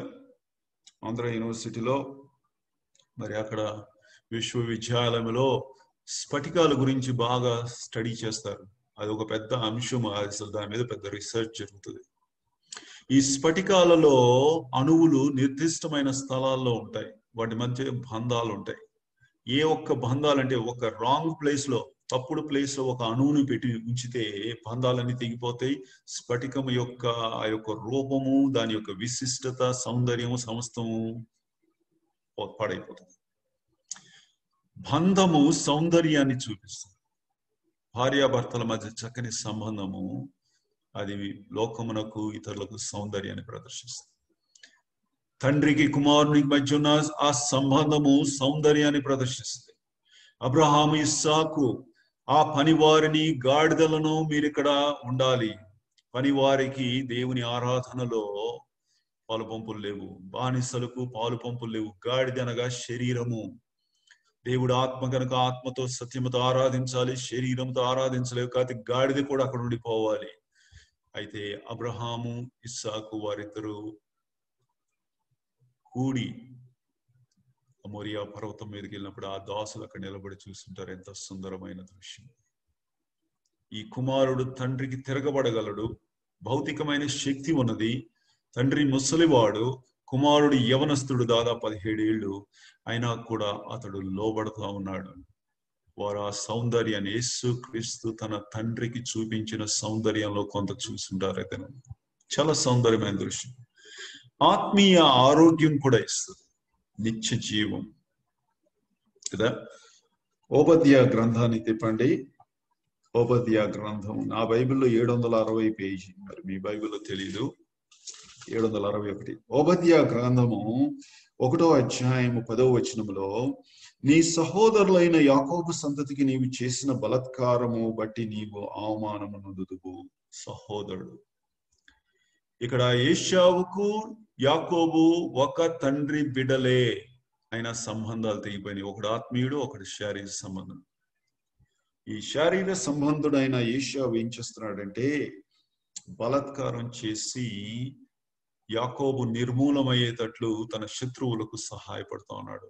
సంఘములో ఎక్కడైతే సంబంధాలు తెగిపోతాయో ఈ లెవెల్కి వెళ్ళిపోతారు. ఆదికాండం 37వ అధ్యాయంలో రాయబడి ఉంది, తమ సొంత సహోదరుడైన యోసేపును గుంటలోండి బయటికి తీసుకెళ్లి ఆ మిద్యానీయులు ఆ మార్గంలో పోచుండగా ఆ ఇష్మాయేలీయులకు, ఇష్మాయేలు అనగా శరీర సంబంధం, బంధువే, ఇష్మాయేల్ తండ్రి అబ్రహాం, ఈ యోసేపు, ఈ రూబేను వీళ్ళ తండ్రి కూడా యాకోబు తాతే అబ్రహాము, రక్త సంబంధులే. అయినా కూడా ఒకటి శరీర సంబంధి, ఒకటి ఆత్మ సంబంధి. శరీర సంబంధులు ఆత్మ సంబంధిని తీసుకొని డబ్బులకు అమ్మే వేస్తా ఉన్నారు. యూదా చేయలేదా 30 వెండి నాణాలకు మన ప్రభువైన యేసుక్రీస్తుని? 3 సంవత్సరాలు ఆయనతో కలిసి ఉన్నాడు, ఆయనతో తిన్నాడు, త్రాగాడు, అవన్నీ సూచక్రియలు చూశాడు. అయితే నేను నమ్ముకున్న నా స్నేహితుడు నన్ను తన్నుటకై తన మడిమెనెత్తాడని రాసింది. యూదా గురించి రాయబడింది. కాబట్టి సంబంధాలు చాలా ముఖ్యము. ఆత్మీయ ఆరోగ్యము, నిత్య జీవము వేరు. ఇంగ్లీష్ లో స్పష్టంగా ఉంది, ఎవర్ లాస్టింగ్ లైఫ్ అంటారు. ఎవర్ లాస్టింగ్, లాస్ట్ అనే మాట సమయంతో కూడింది, నిత్యము ఉండేది. అయితే ఇటర్నల్ లైఫ్ వేరు, ఎవర్ లాస్టింగ్ లైఫ్ లేదు. ఇటర్నల్ లైఫ్ ఏమో సమయముతో కూడింది. నిత్యత్వంలో మనం ప్రభువుతో ఉంటాం. ఆయన నిత్యత్వములో నివసించేవాడు కాబట్టి ఎన్నటికీ చనిపోము. దేవునికి స్తోత్రం. అయితే ఇటర్నల్ లైఫ్ అనే మాటలో నాణ్యత ఉంది, క్వాలిటీ ఉంది. మనము సదాకాలము జీవించడం మాత్రమే కాదు, యేసు క్రీస్తుకు కలిగిన ఆ నాణ్యత గల జీవితాన్ని జీవిస్తాం. పేదవాడిని చూసినప్పుడు మీరు ఏమనుకుంటారు? రోడ్డు పక్కన భిక్షగాడిని చూసినప్పుడు ఏమనుకుంటారు? వాడు జీవిస్తున్నాడు, నేను జీవిస్తున్నాను. ఇద్దరికి తేడా ఏంటి? నాణ్యతలో తేడా ఉంది. నేను నాణ్యత గల జీవితాన్ని జీవిస్తున్నాను, అతడు నాణ్యత తక్కువ ఉన్న జీవితాన్ని జీవిస్తాను. కాబట్టి దేవుడు అంటున్నాడు, సంబంధాల ద్వారా నీ లోపలికి, సంబంధాల ద్వారా నీ లోపలికి అమూల్యమైన విషయాలు ప్రవహిస్తాయి. తద్వారా నీ యొక్క జీవితం యొక్క నాణ్యత పెరుగుతుంది. ఒక వాటర్ ట్యాంక్ కి 10 పైపులు ఉన్నాయని అనుకుందాం. ఇది 10 పైపుల్లో 9 పైపుల నుండి నీరు లోపలికి వెళ్తుంది. ఒక పైపు ద్వారా నీరు బయటికి వెళ్తుంది అనుకుందాం. ఆ ట్యాంక్ ఎప్పుడు నిండుగా ఉంటుంది. అట్లానే దేవుడు అంటున్నాడు, దేవునితో చక్కని సంబంధం కలిగి ఉండు, అందులో నుండి సారము ప్రవహిస్తుంది. కాండముతో కొమ్మ ఏకమైనప్పుడు, యోహాను సువార్త 15వ అధ్యాయంలో, కొమ్మలో ఉన్న సారము అంత నాణ్యత కలిగిన సారం ఇంకెక్కడ లేదు. అది యేసుక్రీస్తు సమృద్ధి అయిన జీవము. అదే సారం నీలో ప్రవహిస్తుంది. నీ జీవితము కూడా ఈ భూలోకంలో అత్యున్నతమైన ఆత్మీయ జీవితాన్ని నువ్వు జీవిస్తావు. నువ్వు మాట్లాడినటువంటి మాటలు మాట్లాడతావు. నువ్వు అనేక మందిని ప్రభు దగ్గరికి ఆకర్షించి నడిపిస్తావు అని చెప్పి దేవుడు అంటున్నాడు. అది సంబంధముల ద్వారానే ప్రవహిస్తుంది. ఏశావు యాకోబుతో సంబంధాన్ని తెంచుకున్నాడు. యోసేపు సహోదరులు అతనితో సంబంధాన్ని తెంచుకున్నారు. కాబట్టి వారి జీవితాలు దుర్బలమైపోయింది. అతడు నష్టపోయాడు. యోసేపు ఎన్నో శ్రమలు అనుభవించాడు. దేవుని స్తోత్రం. తర్వాత దేవుడు పునరుద్ధరించాడు. కాబట్టి సంఘములో సంబంధాలు, బంధాలు సరిగ్గా ఉండాలంటే దైవ క్రమము చొప్పునే అవి సాధ్యమవుతుంది. దానికి శిరస్సు ఖచ్చితంగా అవసరం. మనకు తెలుసు. సరే, ముందుకెళ్దాం. ఇక్కడ చూడండి, మరియా, ఎలిజబెత్, ఇద్దరు పరిశుద్ధులు, స్త్రీలు. వీరి మధ్య చక్కని బంధం. వారు పరిశుద్ధాత్మ ద్వారా వారు మాట్లాడినట్టు చూద్దాం. దయచేసి లూకాసు వార్త తిప్పండి. లూకాసు వార్త 1వ అధ్యాయము 39. ఆ దినముల యందు మరియ లేచి యూదా ప్రదేశంలోని కొండసీమలో ఉన్న ఒక ఊరికి త్వరగా వెళ్లి జకర్యా ఇంటిలో ప్రవేశించింది. ఎలిజబెత్ ఇల్లు కాదంట. భర్త పేరు ఎందుకు చెప్పబడింది? కుటుంబమునకు శిరస్సు భర్త. దేవుడు నియమించిన పద్ధతి. జకర్యా పర్మిషన్ తీసుకోవాలి. ఆమె ఎలిజబెత్ని చూడడానికి వచ్చానంటే కుదరదు మరియకి. అయ్యా, నీ భార్య అయిన ఎలిజబెత్ తో కొన్ని దినాలు గడపాలనుకుంటున్నాను, అనుమతిస్తావా అంటే, రా, లోపలికి రా. భర్త అనుమతి లేకుండా కుటుంబంలోకి ఎవరు రాకూడదు. దానికి ప్రశ్నలు ఏ స్త్రీ కూడా అడగకూడదు. ఆ హక్కు దేవుడు భర్తకి ఇచ్చాడు. అదే సమయంలో భార్య ఇష్టపడకపోతే ఏ స్త్రీతో కూడా భర్త మాట్లాడకూడదు. దానికి కూడా కారణం అడగకూడదు. ఎందుకంటే అటువంటి మంచి ఈర్ష్య, అది చెడ్డ ఈర్ష్యం కాదు, మంచి ఈర్ష్య దేవుడు స్త్రీకి ఇచ్చాడు. నా భర్త సంపూర్ణంగా నాకు చెందినవాడు అంటే మాట్లాడదని కాదు. కొంతమందితో మాట్లాడినప్పుడు ఆమెకి కొంత అసౌకర్యం కలిగితే అది ఆపివేయాలి. ఇక్కడ ఎలిజబెత్ ఆ యొక్క జకర్యా పర్మిషన్ తీసుకొని ఆ ఇంటిలో ప్రవచించారు, సంఘంలో కాదు. వీళ్ళు సంఘంలో నోరు తెరిచి ఏం మాట్లాడలేరు. ఇంట్లో చేసుకోవచ్చు, ఇంట్లో ఏం పర్వాలేదు, ఇల్లు ఇంటి పరిధి వేరు. వీరిద్దరూ మరి మరియ సౌందర్యాన్ని ఇక్కడ చూడండి, ఎలిజబెత్ సౌందర్యాన్ని చూడండి. ఇద్దరు పరిశుద్ధాత్మ చేత నింపబడ్డారు. ఎప్పుడైతే నింపబడ్డారో ఈ మధ్యలో బంధము ఏర్పడుతుంది, లేకపోతే ఏర్పడదు. యోసేపుకు అన్నదమ్ములకు మధ్య ఈ బంధము లేదు. యాకోబుకు ఏశావుకి ఈ బంధము ఓబద్యాలో లేదు. అయితే దేవుడు అంటున్నాడు, సంఘములో ఈ బంధము అవసరము. ఈ బంధము చాలా సౌందర్యంతో కూడిన బంధము. ఇది ఎప్పుడు వస్తుందంటే ఈ వ్యక్తి పరిశుద్ధాత్మ చేత నడిపించబడాలి, ఈ వ్యక్తి పరిశుద్ధాత్మ చేత నడిపించబడాలి, నింపబడాలి. అప్పుడే ఈ సౌందర్యమైన బంధం ఏర్పడుతుంది. ఇటువంటి సౌందర్యాన్ని ఎవరు ఎప్పుడు చూడలేదు. ఇది నూతన నిబంధనలో జరిగేది, పాత నిబంధనలో ఏ భక్తులు చూడలేదు. ఎందుకంటే పాత నిబంధనలో పరిశుద్ధాత్మ ఆయన దిగి రాలేదు, ఆయన తన పనిని ప్రారంభించలేదు. కాబట్టి ఇది పరలోకంలో దూతలకి ఆశ్చర్యపోతారు ఈ బంధాన్ని చూసి, ఈ యొక్క సౌందర్యాన్ని చూసి. శోధింప శక్యము కాని క్రీస్తు ఐశ్వర్యంలో ఇది ఒక భాగం. ముందుకు సాగిపోదాం. ఇక్కడ మనం చూడండి, వారి మధ్య చక్కని బంధాన్ని మనం చూస్తాం. వారిద్దరూ ఒకే వ్యక్తి యందు ఆనందిస్తున్నారు, అందుకు ఈ బంధం ఏర్పడింది. మరియ గర్భంలో పరిశుద్ధాత్మ చేత ఆమె గర్భం ధరించి కుమారుడు ఉన్నాడు. ఆయన ప్రత్యేకమైన వ్యక్తి, ఆయన దేవుడు, దేవుని కుమారుడు. ఆయనలో పురుషుని ప్రమేయం లేదు, అది మనకు తెలుసు. ఎలిజబెత్ గర్భంలో కూడా కుమారుడు ఉన్నాడు. ఆయన సీనియర్, ఇంకా 6 నెలలు సీనియర్. అయితే ఆయన మామూలు భౌతికమైన తల్లిదండ్రులకు పుట్టినవాడు. పునరుద్ధాన శక్తి ద్వారా అబ్రహాము శారా జీవితాల్లో దేవుడు ఎట్లా ప్రదర్శించాడో, మృతతుల్యమైన గర్భంలో నుండి ఏ విధంగా జీవాన్ని తెచ్చాడో, సమాధిలో నుండి ఏ విధంగా మరి ఆయన మనల్ని లేవనెత్తాడో, అది శారా గర్భం ద్వారా ఆయన ప్రదర్శించాడు. అదే శక్తిని దేవుడు ఇక్కడ ప్రదర్శించాడు. కాబట్టి ఎలిజబెత్ గర్భములో నుండి యోహాను రాబోతా ఉన్నాడు. ఈమె కూడా మరి పరిశుద్ధాత్మ ద్వారా నింపబడింది. అయితే అక్కడ అది ఇద్దరు కుమారుల మధ్య తేడా ఉంది, అది గమనించాలి. ఒక కుమారుడు ప్రత్యేకమైన కుమారుడు. లూకా సువార్తలో 2 యాజకత్వాలు చూడొచ్చు. లూకా సువార్త 1వ అధ్యాయంలో 2 పాటలు చూడొచ్చు. లూకా సువార్త 1వ అధ్యాయంలో ఇద్దరు కుమారులు చూడొచ్చు. ఒక కుమారుడు ప్రత్యేకమైన వాడు. ఇక్కడైతే ఎలిజబెత్ గర్భములో కుమారుడు ఉంటే ప్రతి తల్లి తన బిడ్డ గురించి గర్వపడుతుంది, తన బిడ్డ గురించి గొప్పగా చెప్పుకుంటది. కానీ ఈమె అట్లా అనట్లేదు. నా ఆత్మ ప్రభు నందు ఆనందిస్తుందని చెప్పి ఇద్దరి యొక్క సంతోషము ఒక వ్యక్తి యందే కేంద్రీకృతమైంది. అందుకు పరిశుద్ధాత్మ ఇష్టపడ్డాడు. ఎక్కడైతే విశ్వాసులు ఒక ఉద్దేశంతో కూడి వస్తారో, ఏ ఆదివారమునైతే మనము ఒక నామము చుట్టూ చేరి వస్తామో, భేదాలు లేకుండా మనలందరినీ ఆ నామము ఆకర్షించగలిగితే, ఏక తాత్పర్యముతో అక్కడ పరిశుద్ధాత్మ ఉంటాడు. ఎందుకు వెళ్తున్నావా ఆ మందిరానికి? మా ప్రభువుని జ్ఞాపకం చేసుకోవడానికి. అమ్మ నువ్వెందుకు వెళ్తున్నావు? నా ప్రభువుని జ్ఞాపకం చేసుకోవడానికి. ఇంకొక యవనస్తుని అడిగితే నా ప్రభువుని జ్ఞాపకం చేసుకోవడానికి. అందరూ ఒకే వ్యక్తి గురించి మాట్లాడుతున్నారు, మిగిలిన వారి గురించి మాట్లాడు. మరి సంఘంలో నీ గిట్టనోళ్ళు ఉన్నారు కదా, వాళ్ళ మొహాలు చూడదలుచుకోలేదు. అసలు వాళ్ళ వైపు చూసినా కూడా వాళ్ళు మస్క్ అయిపోతారు ఈరోజు. ఎందుకని? వారి గురించి నేను వెళ్ళను. సంఘంలో నన్ను నేనంటే గిట్టపైన నా గిట్టని వారు ఎంతమంది ఉన్నా కూడా నేను వారి ముఖం కాదు, అసలు వాళ్ళ ఆలోచన కూడా రానియను. నేను వెళ్ళేది నా ప్రభువుని జ్ఞాపకం చేసుకోవడానికి మాత్రం.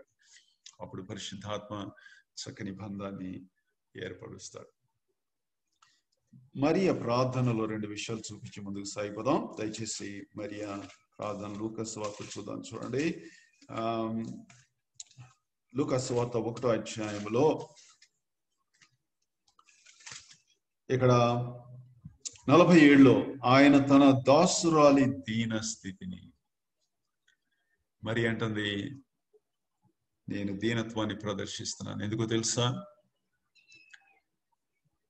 ఆ ముందు మాట చూడండి, 38వ వచనంలో, అందుకు మరియా, ఇదిగో ప్రభువు దాసురాలను, నీ మాట చొప్పున నాకు జరుగును గాక. పరలోకం నుండి దూతను గాబ్రియేలుని పిలిచి దేవుడు అంటున్నాడు, మరియా అనే ఒక మామూలు సాధారణమైన యవన సోదరి ఉంటుంది. ఆమె దాదాపు 18-19 ఏళ్ళు వయసు ఉండొచ్చు. నజరేతు అనే గ్రామంలో ఆమె నివసిస్తుంది. పూరి గుడిసెలో ఉంటది. చాలా పేదరాలు. ఎందుకంటే 8వ దినమున గొర్రెను కానీ మేకను కానీ కొని మరి యాజకునికి సమర్పించడానికి ఆమె దగ్గర డబ్బులు లేవు. పేదరాలు. మరి ఆ యొక్క సత్రములో డబ్బులు ఇచ్చి ఒక రూమ్ తీసుకోవడానికి వారికి డబ్బులు లేవు, అందుకే పశువుల పాకలోకి వెళ్ళబోతోంది భవిష్యత్తులో. ఆ గాబ్రియేలును పిలిచి అన్నాడు, ఆమెకి వెళ్ళి ఈ సందేశాన్ని చెప్పు. గాబ్రియేలు దిగి వచ్చి నజరేతులో ఉన్న ఒక ఊరికి వచ్చాడు. ఒక గ్రామం, బహుశా గుడిసె ఉంటుంది, పూరి గుడిసె, తాటాకులతో ఉన్న గుడిసె ఉంటుంది. మరి బయటకు వచ్చి ఉంటుంది. ఆశ్చర్యపడింది. గాబ్రియేలు నేను అనుకుంటాను నిర్ఘాంతపోయి ఉంటాడు. అసలు ఆమెతో మాట్లాడుతూ ఉండుండొచ్చు, కానీ ఆ వెనకాల ఆమె నివసించుతున్న గుడిసె వైపు ఎక్కువసేపు చూసుంటాడు. చూచి, నేను నిత్యము పరలోకములో ఆరాధించే ఆ ప్రభు ఎవరినైతే నేను చూడలేను, ఎవరి పరిశుద్ధతనైతే నేను చూడలేను, ఎవరి ఎదుట నేను మోకరించి నిత్యము కోట్లాది దూతలు ఆరాధిస్తారో ఆ దేవుడు తను తాను తగ్గించుకొని ఈ గుడిసెలో నివసించబోతున్నాడు 33 సంవత్సరం. చాలా ఆశ్చర్యపడి ఉంటాడు. అయితే ఆమెతో మాట్లాడాడు, ఆశ్చర్యపడి ఉంటాడు. ఇంత యవ్వన సోదరి, సామాన్యురాలు, ఈమె జకర్యా అంత యాజక ఉన్నతమైన స్థితిలో కూడా లేదు. జకర్యా అంటే ఉన్నతమైన స్థితిలో ఉన్నాడు కాబట్టి ఆయనకి నేను 6 నెలల క్రితం సందేశం తెచ్చాను. అది సబబే. ఆయన నివసించే స్థలము పరిశుద్ధ స్థలము సొలొమోను దేవాలయంలో మరి ఎంతో బంగారము ఘనత ఉన్న చోట, మహిమగల చోట ఆయన యాజక ధర్మాన్ని నెరవేర్చాడు. అక్కడికి వెళ్ళాను నేను. ఈమెకి అసలు ఏముంది? అసలు మహిమ ఉందా? స్థానం ఉందా? పూరి గుడిసె మాత్రమే ఉంది. అయితే దేవుడు ధనవంతులను ఎంత ప్రేమిస్తాడో పేదవారిని అంతే ప్రేమిస్తాడు. దేవుడు చదువు లేని వాడిని ఎంత ప్రేమిస్తాడో చదువు గలవాడిని అంతే ప్రేమిస్తాడు. యాజక వంశంలో పుట్టిన వ్యక్తిని ఎంత ప్రేమిస్తాడో సామాన్యమైన వ్యక్తిని ప్రేమిస్తాడని చెప్పి అక్కడ నిలబడి నిర్ఘాంతపోయి ఉంటాడు. అయితే ఈ మాటకు కూడా నిశ్చేష్టుడు అయిపోయి ఉంటాడు. 38వ వచనంలో, నీ మాట చొప్పున నాకు జరిగింది. మరి అంటుంది, అయ్యా, జకర్యా ఎలిజబెత్లకు ఉదాహరణ ఉన్నారు, అబ్రహాము శారా. నాకెవరు లేరు. ఇంతవరకు జగత్తు పునాది మొదలు వేయుకొనికి లోక చరిత్రలో కన్య గర్భము ధరించినట్టు ఎక్కడా లేదు. కానీ నాకు ఇది అర్థం కావడం లేదు. అయితే ఒకటి మాత్రం నేను చేయగలను. నాకు అర్థం కాలేదు కానీ నేను నమ్మగలను. ఇది దేవుని మాట కాబట్టి నేను నమ్మగలను. దేవునికి స్తోత్రం. మన సంఘాల్లో చాలా మంది నేటి వరకు దేవుని వాక్యంలో ఉన్న లోతైన విషయాలు వారికి అర్థం కావు, తెలియదు. అప్పుడప్పుడు తన దాసుల ద్వారా దేవుడు వివరిస్తాడు, కానీ వారు ఒక్కటి మాత్రం చేశారు, మంచి పని. ఏంటో తెలుసా? నమ్మారు. అమ్మా సోదరి, నువ్వు తల ఎందుకు కప్పుకోవాలో నీకు అర్థం కాలేదా? పర్వాలేదు, కానీ నువ్వు చేస్తా వస్తా ఉన్నావు నమ్మకత్వంగా. నీకు అర్థమైంది. దాన్ని బట్టి దేవునికి స్తోత్రం. దేవుడు అర్థం చేసుకోమని చెప్పడం లేదు. కన్య ఎట్లా గర్భం ధరిస్తుందో అర్థం చేసుకోమని చెప్పడం లేదు. నమ్మమంటున్నాడు. నా మాట నమ్ము. గుడ్డిగా నమ్మాడంటారు కదా, అది మానవుల పట్ల పనికొస్తుందేమో కానీ దేవుని పట్ల చాలా బాగా పనికొస్తుంది. బ్లైండ్ ఫెయిత్ అంటారు ఇంగ్లీష్ లో. వాడు ఎట్లా గుడ్డిగా నమ్మగలిగాడని అంటాం. దేవుని నమ్మచ్చు, గుడ్డిగా నమ్మచ్చు, అర్థం కాకపోయినా కూడా. ఈ దినమున అర్థం కాని కొన్ని విషయాలు దేవుడు మనకి వివరిస్తా ఉన్నాడు. చూడండి, అందుకు ఆ దేవాది దేవుడు తగ్గించుకొని భూమి మీదకి దిగిరాగానే నేను కొంచెం తగ్గించుకుంటాను, ఈ దీన రాలి స్థితిని కటాక్షించాను. 54వ వచనం చూడండి. అబ్రహాము సంతానము. అబ్రహాంకి దేవుడు ఒక వాగ్దానం చేశాడు. చూద్దాం ఏంటి ఆ వాగ్దానము. దయచేసి ఆదికాండము 12వ అధ్యాయం తిప్పండి. ఆదికాండము 12వ అధ్యాయం 3వ వచనం. 12:3. నిన్ను దూషించు వారిని శపించదును, భూమి యొక్క సమస్త వంశములు నీ యందు ఆశీర్వదించబడునని అబ్రహాముతో చెప్పాను. సమస్త వంశములు, యూదులు కాదు, అబ్రహాం సంతానం కాదు, అసలు సమస్త వంశములు. ఇదే సువార్త అంటారు. మనం చెప్పే సువార్తకు పునాది ఇక్కడ కనపడుతుంది, అంటే పాఠ రూపంలో కనపడుతుంది.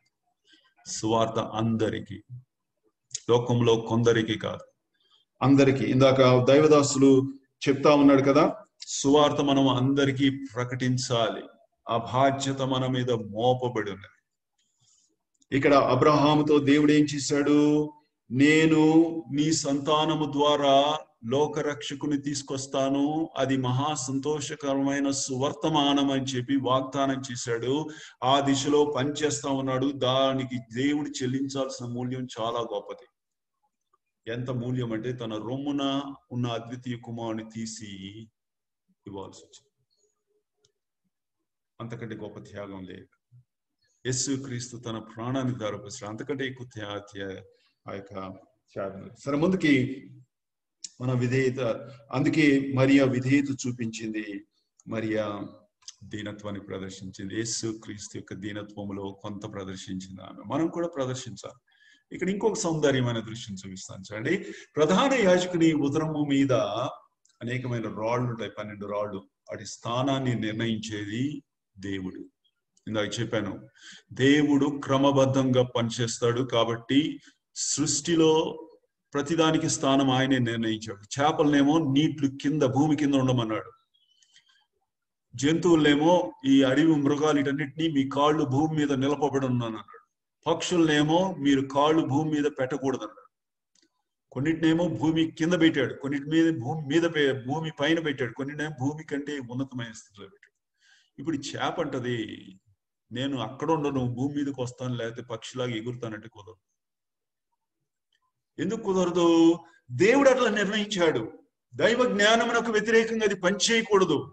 పక్షి అంటది, నాకు ఎగిరి విసుకొచ్చేసింది, నేను ఇప్పుడు నీళ్ళలోకి వెళ్ళి హాయిగా చల్ల నీళ్ళలో తడుపుకొని స్నానం చేసుకుని మరి చేపలాగా లోపల నివసిస్తా, అది కుదరదు. దేవుడు ప్రతి దానికి స్థానం నిర్ణయించాడు. సంఘంలో ప్రతి వ్యక్తికి దేవుడు స్థానాన్ని నిర్ణయించాడు. దయచేసి తప్పద్దు, సరే క్షమించండి. దేవుడు అంటున్నాడు, ఇదిగో ఈ స్థానాన్ని నేను నిర్ణయించాను. కాబట్టి ఇక్కడ మరియా ఒక వెలగల రాయితో చూడొచ్చు, ఇక్కడ మరి ఎలిజబెత్ ఇంకొక వెలగల రాయి చూడొచ్చు. ఇద్దరుకున్న సౌందర్యం ఒకటి కాదు. ఒక ఆమె యవనస్త్రాలు, ఇంకొక ఆమె వృద్ధురాలు, ఒక ఆమె మరి ఇంకా ఆమె నైతిక సౌందర్యం కనపడతా ఉంది.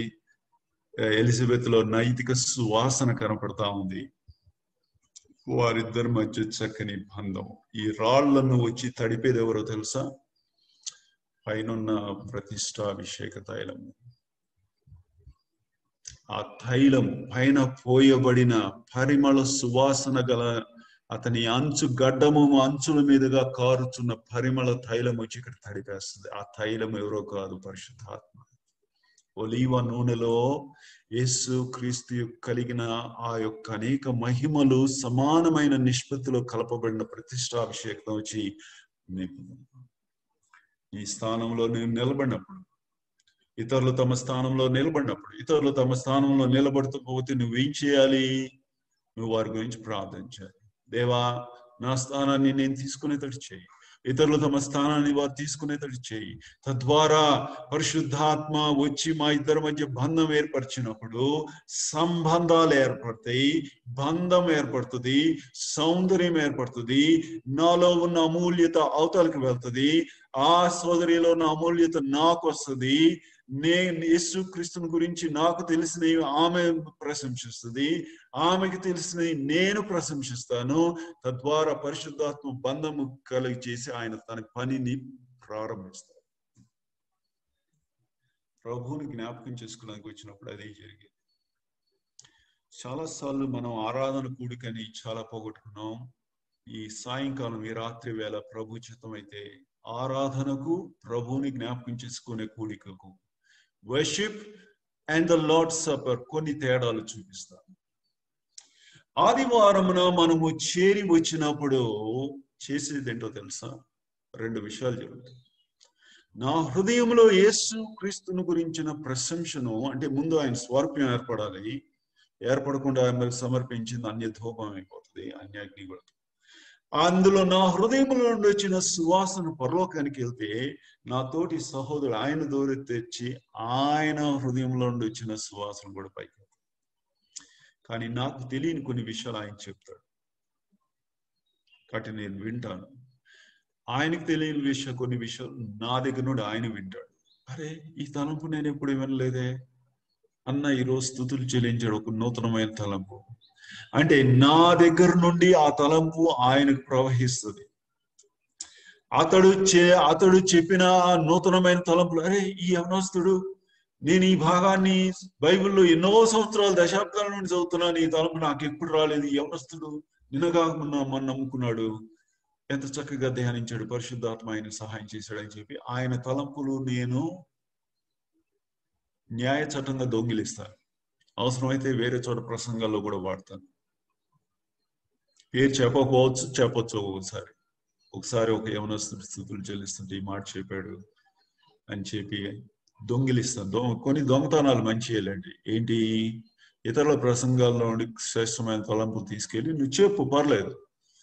ఇప్పుడు వైశాఖ చుట్టుపక్కల అనకాపల్లిలో ఎన్నో జిల్లాలు ఉన్నాయి, ఎన్నో మండలాలు ఉన్నాయి, అన్నిటికీ ప్రసంగి ఇక్కడ వెళ్ళాడు కదా, నువ్వు విన్న వాటిని తీసుకెళ్ళి అక్కడ చెప్పు.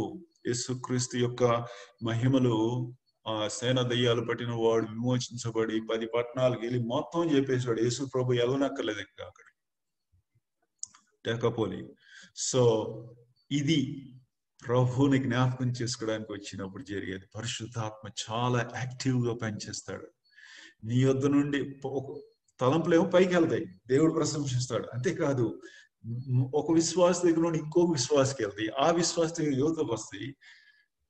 మా సంఘంలో 30 మంది ఉంటే అందులో 10 మంది స్తుతులు చెల్లిస్తే, లేకపోతే మా సంఘంలో 100 మంది ఉన్నారు, 50 మంది పురుషులు 50 మంది స్త్రీలు ఉన్నారు, 10 మంది మాత్రమే లేచి స్తుతులు చెల్లించారు. కానీ ఆ 10 మంది నోట్లో నుండి వచ్చిన మాటలు 100 మంది హృదయాల్లో ఉన్నవి పరిశుద్ధాత్మ బయటికి తీసుకొస్తారు. ఒక స్త్రీ ఉదాహరణకి ఇట్లా అనుకుందాం, ఆమె హృదయాన్ని మౌనంగా ప్రశంసతో తెచ్చుకుంది. ఒక సోదరుడు లేచినప్పుడు పరిశుద్ధాత్మ ఈ సోదరుని ఏమని ప్రేరేపిస్తాడంటే, ఆమె హృదయంలో మౌనంగా వచ్చిన ఆ తలంపులే ఈయన నోట్లో ఉంచుతాడు. నోట్లో ఉంచినప్పుడు ఇతడు లేచి వాటిని ప్రశంసిస్తాడు. అంటే మౌనముగా ఆమెను ఉండమన్నాడు కాబట్టి, మౌనముగా సిద్ధపడి వచ్చిన ఆ హృదయానికి ఈయనకి నోరునిచ్చాడు. లేకపోతే ఇంగ్లీష్ లో ఈ gave an expression to what is in her heart. 10 సంవత్సరాల క్రితం ఒక భక్తుని యొక్క సందేశాన్ని వింటా ఉన్నాను. ఆయన ఈ మాట చెప్పాడు. ఒకరోజు ఆయన ప్రసంగం చేసిన తర్వాత ఆయన స్తుతులు చెల్లించాడంట. అంతే, దానికంటే ముందు స్తుతులు చెల్లించినప్పుడు ఒక ముసలామ కర్ర పట్టుకొని వణుకుతా వచ్చి ఆయన దగ్గరికి వచ్చి, అయ్యా, ఈ రోజు నువ్వు స్తుతులు చెల్లించావు, కానీ ఆ స్తుతులలో నేను సిద్ధపడి వచ్చిన ప్రతి తలంపు అవే నువ్వు ఎగ్జాక్ట్లీ అట్లానే చేసావు అని చెప్పాడు. అయితే ఆయన అన్నాడంట, అమ్మా అట్లయితే ఇట్లా ఇది జరిగింది ఏంటంటే, నీవు జటామాంసి అత్తరుగుడ్డు నువ్వు తీసుకొచ్చావు, నేను దాన్ని పగలగొట్టానంతే అన్నాడు. పరిశుద్ధాత్మ కార్యం. సంఘములో సంబంధాలు ఎంతో అమూల్యమైనవి. తద్వారా నీవు ధనవంతుడు అవుతావు. ఎట్లా? మిగిలిన 9 మంది చేసిన స్తుతుల్లో ఉన్న శ్రేష్టమైన భాగాలు పరిశుద్ధాత్మ నీలోకి తీసుకొస్తాడు. కాబట్టి నీ జీవితము ఎన్రిచ్ అవుతుంది, ధనవంతం అవుతుంది. ఇందాక చెప్పాను ఏమని, నిత్య జీవం తెలుగులో సరిగ్గా అనువాదం లేదు, కానీ ఇంగ్లీష్ లో ఇటర్నల్ లైఫ్, క్రీస్తుకు కలిగిన నాణ్యత గల జీవితము నీకు వస్తుంది. ఎప్పుడు? ఆదివారం నా ప్రభుని జ్ఞాపకం చేసుకుని ఆ వాతావరణం నీవు ప్రేమించినప్పుడు, ఆ వాతావరణం ప్రశంసించి అక్కడ కూర్చున్నప్పుడు అంత దూరం వెళ్తుంది. మనం అనుకోం అట్లా కదా. ప్రధాన యాజకుని యొక్క ఉదరం మీద ఆ పరిమళ తైలం వచ్చి తడిపేసినప్పుడు అన్ని రాళ్లను కలుపుతుంది ఆ తైలం. ఈ రాయిలో ఉన్న సౌందర్యం అవతలకి వెళ్తుంది, అటున్నది ఆటోమేటిక్ గా. అది పాత నిబంధనలు కొంచెం పట రూపంలో చూడొచ్చు. ఎలిజబెత్ మరి ఎలా అది చూడొచ్చు. సంబంధాలు చాలా అమూల్యమైనవి. సో ముందుకు సాగిపోదాం. దేవుని సంకల్పం. ఇది కొంచెం ప్రసంగం కొంచెం లాంగ్ ఉండొచ్చు. యూట్యూబ్ లో చేసేవాళ్ళు క్విట్ అయిపోయినా పర్వాలేదు, మీకు టైము సరిపోదు అనుకుంటే క్విట్ అవ్వండి, మళ్ళా తర్వాత యూట్యూబ్ లో చూసుకోండి. కానీ కొంచెం స్పీడ్ అప్ చేస్తాను. ఇక నుండి మనం ముందుకు సాగిపోదాం. సరే, దేవుని సంకల్పం. ఇది మానవ సంకల్పం కాదు, జాగ్రత్త. మానవ సంకల్పం నీ సంకల్పం కాదు, నాది కాదు, కాబట్టి దేవుని సంకల్పం. చూడండి ఏం జరిగిందో ఇక్కడ. యెహోషువ గ్రంథం 1వ అధ్యాయము 1-2 వచనాలు ఏమని రాస్తుందంటే, మోషే మృతి పొందెను, అయినా మీరు లేచి వెళ్ళుడి. కొంతమంది విశ్వాసులు ఈ రకంగా ఆలోచిస్తారు. ఏంటంటే బోధకులు కూడా ఈ రోగం ఉంది. ఏంటంటే నేను చచ్చిపోతే అసలు ఇక్కడ పని అంతా ఆగిపోతుంది, అట్లా ఆలోచించేవాళ్ళు ఉన్నారు. లేదా నేను లేకపోతే పని జరగదు. ఇక్కడ దేవుడు అన్నాడు పొరపాటు. దేవుడు పైన ఉంటాడు, దేవుని సంకల్పం లేదా పని రెండో స్థానంలో ఉంటుంది. మూడో స్థానంకి వచ్చేపాటికి దేవుని సేవకుడు ఉంటాడు. కానీ మనం అనుకోం, రివర్స్ చేస్తాం. ఎట్లా? దేవుడు పైన కరెక్టే, ఆ తర్వాత సేవకుడు, ఆ తర్వాత పని. దేవుడు అన్నాడు ఎంత పెద్దోడు అయినా నువ్వు తొలగిపోగానే నీ స్థానంలోకి నేను అప్పటికే సిద్ధపరిచి ఉంచాను. ఇక్కడ మోషే మృతి పొందాను, దేవుని పని ఆగిపోయాను. బైబిల్ యెహోషువ గ్రంథము 1వ అధ్యాయం 1వ వచనం మొదటి 2 వచనములతో ముగిసిపోయాను. రాసిందా బైబిల్లో? లేదు కదా. మోషే చనిపోయాడు కానీ పని ముందుకు వెళ్ళిపోయింది. ఇంకోటి చూడండి, న్యాయాధిపతులు 1, యెహోషువ మృతి పొందాను, మీరు ముందుకెళ్ళాలి. దేవుడు అంటున్నాడు నా పని ఆగదు, నా ప్రణాళిక ఆగదు, ఎవరు ఆపలేరు కూడా. నా ప్రణాళికను ఎవరు ఆపలేరు. మోషే ఆపలేడు, యెహోషువ ఆపలేడు. దేవుని స్తోత్రం, వారు గొప్ప దైవజనులే, అయితే వారు ఆ రకంగా ఆలోచించలేదు. మోషే బ్రతికున్నప్పుడే యెహోషువను తయారు చేశాడు. పౌలు బ్రతికున్నప్పుడే తిమోతిని కనుగొని అతనికి పని అప్పచెప్పాడు. రూతు మరి నయోమి బ్రతికుండగానే రూతుని సిద్ధపరిచింది. ఏలియా బ్రతికుండగానే ఎలీషాని సిద్ధపరిచింది. దైవజనులారా, మీ తర్వాత తరాన్ని దయచేసి సిద్ధపరచండి. ఇక్కడ మోషే మృతి పొందాను కానీ దేవుని ప్రణాళిక ముందుకెళ్ళింది. దేవుని ప్రణాళికలో నువ్వు ముందుకెళ్తావా? లేదు, నేను లేకపోతే అన్ని జరగవు అనుకుంటావా? ఆ ప్రణాళిక ముందుకు వెళ్ళిపోతుంది, నువ్వు మాత్రం వెనక మిగిలిపోతావు, నువ్వు సైడ్ లైన్ అయిపోతావు. సరే, ఈ తర్వాత చదువుకోండి. జకరియా దగ్గరకు వచ్చి దూత మాట్లాడినప్పుడు ఏలియా లాంటి ఆత్మ అతడు కలిగి ఉంటాడు, యోహాను కలిగి ఉంటాడని చెప్పినప్పుడు ఆ మాటలు మలాకి గ్రంథం ఆఖరి అధ్యాయం ఆఖరి భాగాల్లో ఉన్న మాటలే తిరిగి దూత చెప్పాడు. ఆయన దూత ఏమని చెప్తున్నాడంటే, మలాకి గ్రంథములో ఆగిపోయింది, నీతో మళ్ళా ప్రారంభిస్తున్నాను. 400 సంవత్సరాలు చీకటి సంవత్సరాలు కూడా దేవుని ప్రణాళికను ఆగలేకపోయింది. కాబట్టి దైవజనుడు ఆపలేడు దేవుని ప్రణాళికను, చీకటి ఆపలేదు. ఎజ్రా గ్రంథం మొదటి 2 అధ్యాయాలు చదువుకోండి. కోరేషును లేపాడు, బబులోని రాజు అయిన నెబుకద్నెజరును కింద పడదోశాడు. దేవుడు అంటున్నాడు, బబులోను రాజు యెరూషలేముకి మిమ్మల్ని చెరకొని తీసుకెళ్లాడు, ఇప్పుడు నేను దేవుడు నా ద్వారా విడిపిస్తున్నాడు, వెనక్కి వెళ్ళండి అని చెప్పాడు. రాజులు కూడా ఆపలేరు దేవుని ప్రణాళికను. దయచేసి తక్కువ అంచనా వేయద్దు. సరే, ఇక్కడ ముందుకు సాగిపోదాం. ఇక్కడ చూడండి, ఆదికాండం 24వ అధ్యాయంలో అబ్రహాము సేవకుడు ఒక పని మీద వచ్చాడు. ఆ పని మీద వచ్చి ఆయన ఆతురపడుతున్నాడు. ఏమని? ఆ పని టైం ప్రకారం అయిపోవాలి, టైం టేబుల్ ప్రకారం అవ్వాలి, ఆలస్యం అవ్వకూడదు, అవతల ఇస్సాకుకు వివాహం జరగాలి అని చెప్పి. ఇక్కడ ఇంగ్లీష్ లో బాగుంది, తెలుగులో తర్జుమా లేదు. కాబట్టి తెలుగులో అర్థం కాకపోతే మీరేం వరి అవ్వకలేదు. మాలాంటి వాళ్ళని దేవుడు లేపి ఈ విషయాలు మేము వివరించడానికి మాకు ఇచ్చాడు కొంత పని, కాబట్టి దాన్ని స్వీకరించడం ఏం పర్లేదు. ఇక్కడ 5 సార్లు ఒకే అధ్యాయంలో ఇవి జరిగిన తర్వాత, ఇవి అయిన తర్వాత, ఇవి అయిన తర్వాత, ఇవి అయిన తర్వాత అని ఆదికాండంలో ఎక్కడ ఇంకా ఏ అధ్యాయంలో ఎన్నిసార్లు ఒకేసారి రాయబడ్డాడు. దేవుడు అంటున్నాడు, పరిశుద్ధాత్మ పని చేస్తా ఉన్నాడు, సంఘము సార్వత్రిక సంఘం మీద పనిచేస్తా ఉన్నాడు.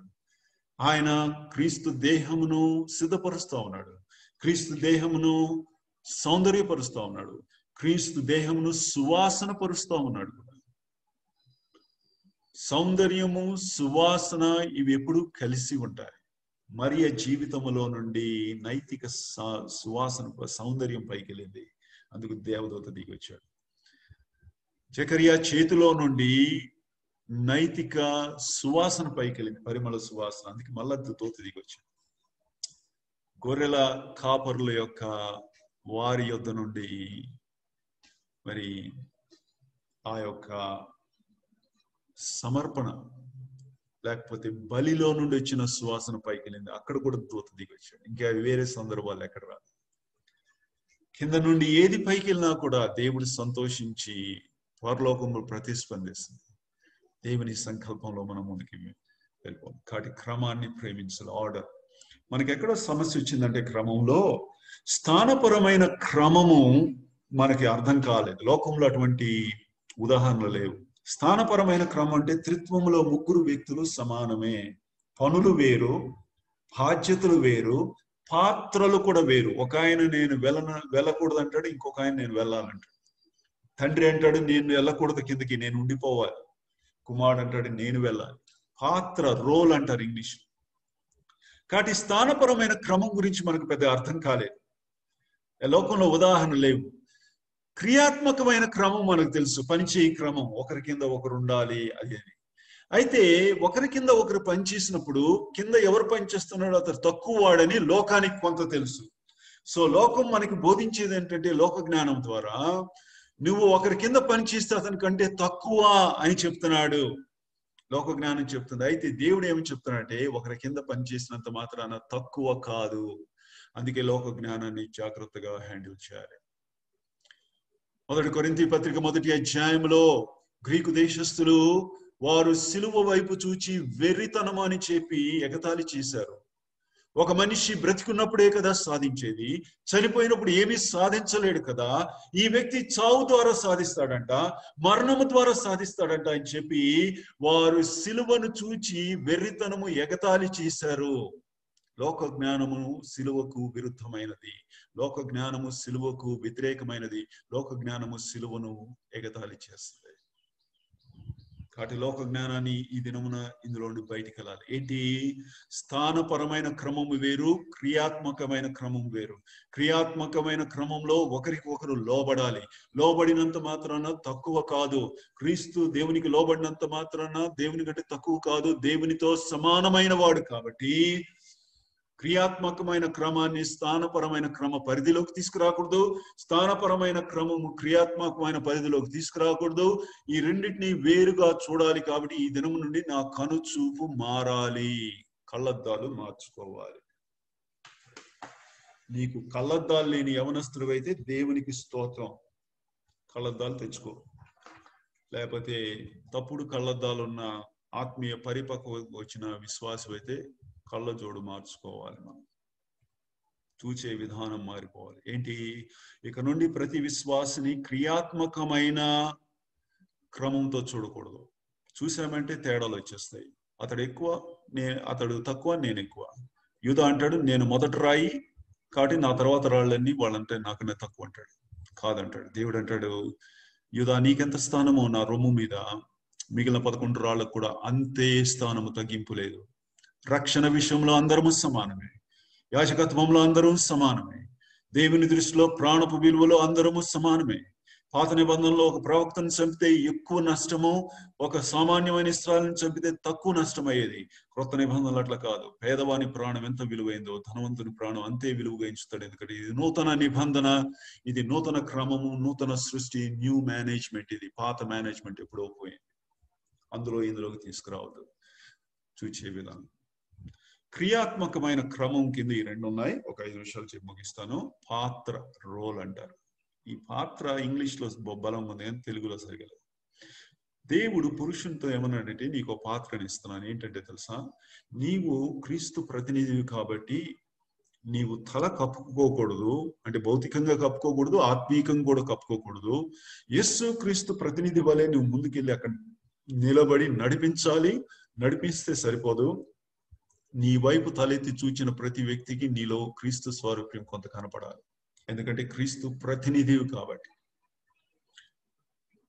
నేడు సంఘాల్లో ఎందుకు సమస్య వచ్చిందంటే, పురుషుడు నిలబడుతున్నాడు కానీ అందులో క్రీస్తు స్వరూప్యం కొంత కనపడడం, అది సమస్య వచ్చింది. అందుకు పోట్లాడు. ప్రతి వాడు నేను కూడా నిలబడతాను కాదు అసలు. కాబట్టి ఈ పాత్ర అంటే ఏంటి? అతడు తీసుకోవలసిన దేవుడు నిర్ణయించిన స్థానాన్ని పాత్ర అంటారు. స్త్రీతో ఏమన్నాడంటే, అమ్మా నీవు లోబడి ఉండాలి. అంత మాత్రం తక్కువ కాదు, పురుషుని కంటే తక్కువ కాదు, నీ రక్షణ తక్కువ కాదు, నీ ప్రాణ విలువ తక్కువ కాదు, నీ యాజకత్వం తక్కువ కాదు, నీ ప్రయోజనకత్వం తక్కువ కాదు, నీ బహుమానం తక్కువ కాదు. నా దృష్టిలో మీరిద్దరు సమానమే, కాతే బాధ్యతలు వేరట. నేను తండ్రి కంటే తక్కువవాడిని కాదు, దేవుని కంటే తక్కువవాడిని కాను. అయితే నా బాధ్యత వేరు, తండ్రి బాధ్యత వేరు. తండ్రి న్యాయస్థానం మీద కూర్చుంటాడు, నేను ఆయన కఠినమైన తీర్పు కిందకు వస్తాను. ఎందుకంటే మీ యొక్క పాపములు నా భుజం మీద వేసుకున్నప్పుడు, దేవుని కోపము ఉగ్రత రగులుకున్నప్పుడు, నా మీద పడినప్పుడు, ఆ న్యాయస్థానం మీద దేవుడు కూర్చుంటాడు, నేను కూర్చోను. అయితే కింద నేను ఆ ఘోరమైన ఆ తీర్పును ఉగ్రతను భరిస్తాను. పాత్రలు వేరు. అట్లా చేయకపోతే పని చేయలేము. దేవుని ప్రణాళిక నెరవేరదు. పరిశుద్ధాత్మ సంతోషంగా ఉండడు. ఆయన ఒక మూలన హృదయంలో కూర్చుంటాడు. దుఃఖపడకూడదు. ఆయన దుఃఖపడకూడదంటే ఆయన నడిపించేదాన్ని తిరస్కరించకూడదు, అవరోధించకూడదు. ఆయన కూడా ఆర్పకూడదు కూడా. ఆర్పడం అంటే ఏంటి? దుఃఖపడడం ఏంటి? పరిశుద్ధాత్మకు వ్యతిరేకమైనవి ఏమైనా చేస్తే దుఃఖపరుస్తావు. ఆయన చేయదలుచుకున్నది నీవు అడ్డుపడితే ఆయన ఆర్పివేసిన వాడు. ఈ సంఘంలోకి ఒక దైవజనుడు వచ్చి వాక్యం చెప్పాలని దేవుడు నిర్ణయించాడు. నువ్వు రానినంటావు.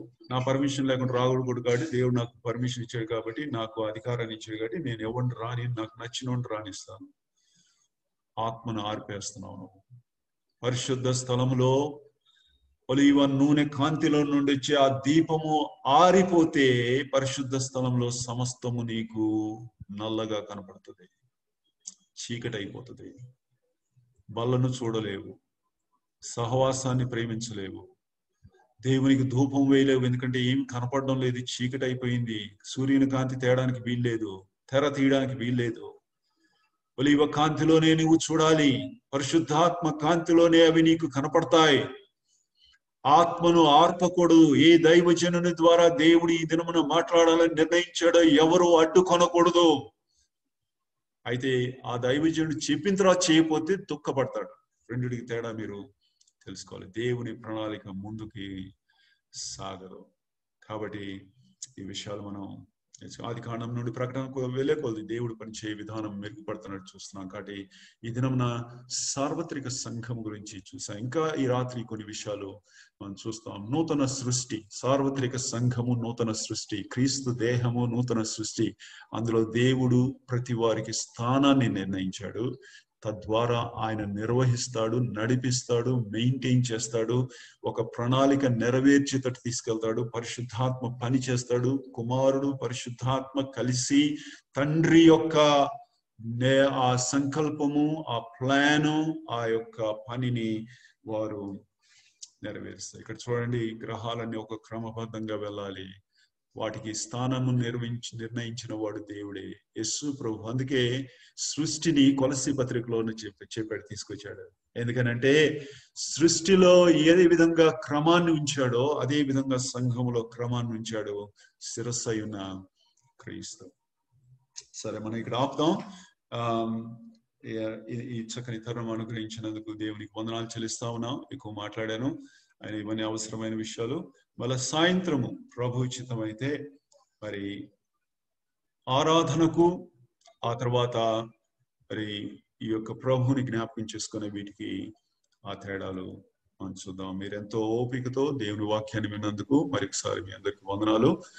మొదటి దేవునికి వందనాలు, ఆ తర్వాత అనకాపల్లి స్థానిక సంఘము, సోదరుడు జోసెఫ్, వారి కుటుంబీకులు, వారు చేసిన ఏర్పాట్లు, సోదరుడు జోసెఫ్ ఫ్రమ్ కూకట్పల్లి, జనార్దన్ పలాసన్, మరి ఇంకా ఇతర సోదరులు అనేక మంది ఉన్నారు. వారు ఏర్పాట్లు చేశారు. టెక్నికల్ సపోర్ట్ ఇచ్చిన సోదరు సైలస్ కి, ఆయా ప్రాంతాల నుండి మరి సోదరులందరూ దేవుని వాక్యాన్ని విన్నారు. మరొకసారి థ్యాంక్ యూ.